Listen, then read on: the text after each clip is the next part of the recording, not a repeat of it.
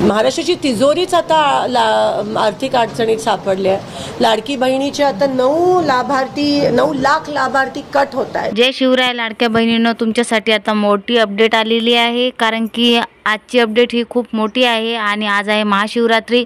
तर महाशिवरात्रीच्या दिवशी सर्व लाडक्या बहिणीला त्यांचे 2100 रुपये, कोणाला 2000 रुपये तर कोणाला 1500 रुपये असे प्रत्येक टप्प्याची वाट बघत आहे लाडक्या बहिणी, कारण की त्यांचा खूप साऱ्या बहिणीचा 8वा आणि 9वा हप्ता आलेला नाही आहे।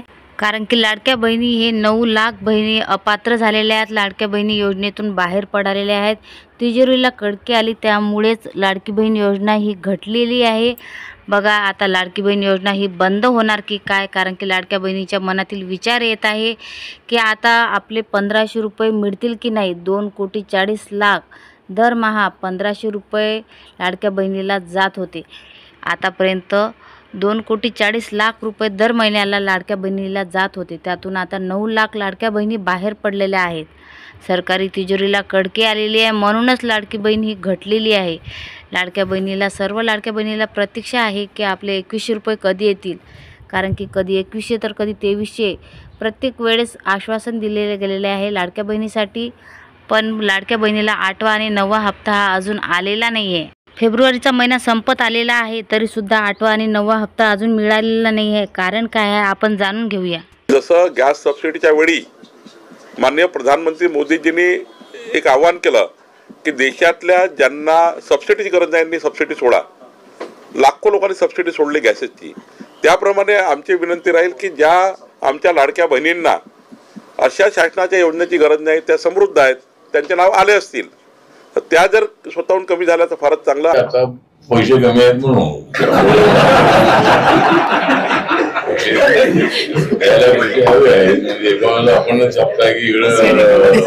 तर अशा प्रकारे आता लाडक्या बहिणी अपात्र झालेल्या आहेत आणि घटलेल्या बहिणीमध्ये 9 लाख बहिणीची संख्या आहे। त्याचबरोबर तिजोरीला दिलासा मिळालेला आहे, कारण की दर महिन्याला आता 135 कोटीची संख्या झालेली आहे आणि वर्षाला बघा किती संख्या आहे, तुम्ही बघू शकता। डिसेंबर महिन्यामध्ये 2,46,00,000 महिलांना खात्यात पैसे गेले होते आणि जानेवारीमध्ये 2,40,00,000 महिलांना खात्यात पैसे गेले। महाराष्ट्राची तिजोरीच आता आर्थिक अडचणीत सापडली आहे। लाडकी बहिणीचे आता 9 लाख लाभार्थी कट होत आहेत आणि हे आपल्याला माहितीच होतं, एकदा होणार होतं।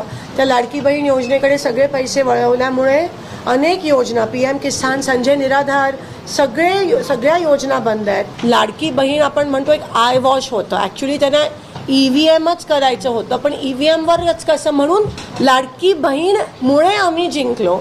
ॲक्च्युली ते EVMमुळे, त्यासाठी ती लाडकी बहीण समोर आणलेली। शिवसेना पक्षाचे मुख्य नेते आदरणीय एकनाथ शिंदे साहेब यांनी मुख्यमंत्री पदाच्या कार्यकाळामध्ये ज्या ज्या काही योजना चालू केलेल्या आहेत ती एकही योजना रद्द होणार नाही, परंतु ह्यापुढे मात्र परिवहन सेवा जर योग्य प्रकारे आम्हाला चालवायची असेल आणि परिवहन सेवा जर लोकांना जास्तीत जास्त सुविधा त्या माध्यमातून द्यायच्या असेल तर ह्यापुढे कुठल्याही आम्हाला योजना चालू।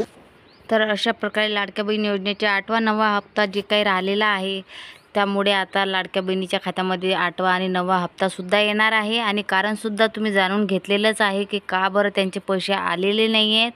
आणि त्यांच्यासोबतच त्या श्रावणबाळ योजना आणि निराधार योजना जे काही योजना आहेत त्यांचेसुद्धा पैसे मिळालेले नाही आहेत त्यांना, तर त्यांचे पैसेसुद्धा आता फेब्रुवारी महिन्यामध्ये पूर्ण मिळतील, म्हणजे त्यांचे जे काही टप्पे राहिलेले आहेत ते सुद्धा त्यांच्या खात्यामध्ये येऊन जातील।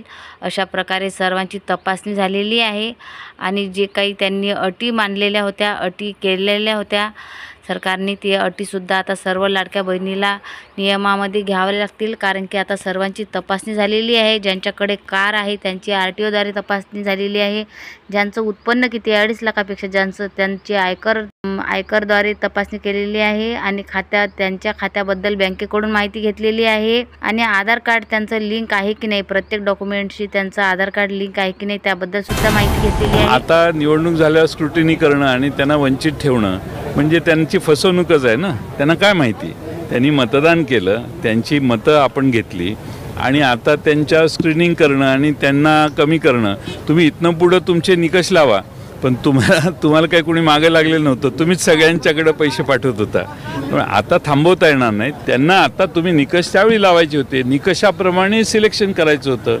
याचा अर्थ त्यावेळी तुम्हाला सगळ्यांना पैसे वाटायचे होते. आता मात्र तुम्हाला निकष लावायची बुद्धी येते. हे चुकीचं आहे आणि याने मतदारांची फसवणूक होते असं मला वाटतं.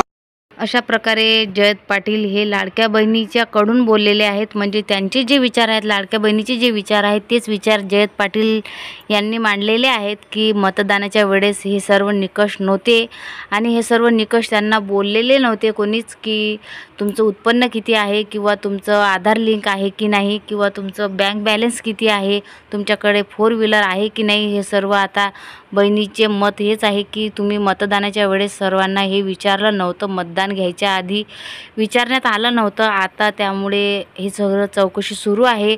तर लाडक्या बहिणीच्या मनातील हेच विचार येत आहे की त्यांचे पैसे हे सुरू राहिले पाहिजे. भेटूया नवीन माहितीसोबत. जय महाराष्ट्र, जय शिवराय.